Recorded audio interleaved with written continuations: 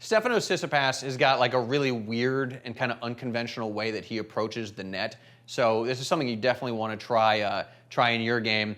But we got Tsitsipas down here. All the T's are silent for some reason. And he'll get into a cross-court rally with his opponent, and then he's going to hit an inside-in forehand down the line here.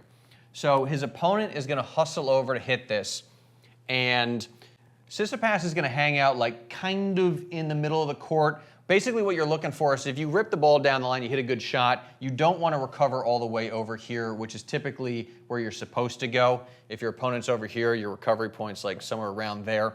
But if you hit a good shot, you actually want to hang out more like here, you know?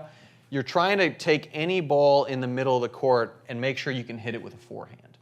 So Tsitsipas he'll even cheat over a little bit more. But what he's looking for is a ball through the middle, and then he's going to hammer a forehand into the backhand corner, and then he's going to approach the net. And a lot of times he'll be standing somewhere around here. He'll be standing on the service line by the time his opponent gets to the ball. You know, by the time when your opponent makes contact, the typical advice is you want to be there, right? So he's a little out of position, I guess you could say.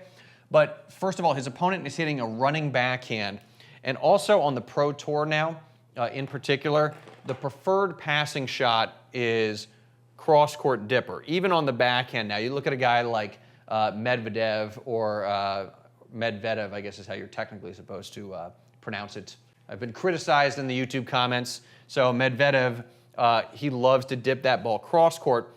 So if you come in on the diagonal, you effectively take this away and you force your opponent to pass you down the line, which is obviously a much more difficult passing shot, particularly on the run. So unless they can hit the ball in this area of the court, Tsitsipas in particular, because he's a bigger guy, is going to be able to cover a lot of this stuff and then volley it into the open court. Obviously, if his opponent catches it late, that ball is out. You're gonna win the point.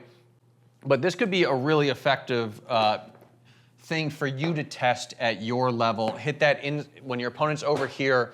Hit the inside in forehand. Force them to run over there. Camp on like a forehand with the next shot, and then follow it into the net and force them to hit a running backhand passing shot. That's going to be incredibly difficult, and chances are this is going to be quite effective for you. A lot of the time, the last point is Tsitsipas will do this. He'll be standing behind the baseline, and he'll just start charging. You might just want to kind of mentally say, you know, maybe if I'm standing there, I'll try it. Maybe if I'm a little bit forward. So you can kind of adjust your forward court positioning when you want to follow that to net, and when you might just sort of hit it over there and hang back at the baseline and maybe not be quite as aggressive. But you can adapt it for your level, but definitely something you want to try.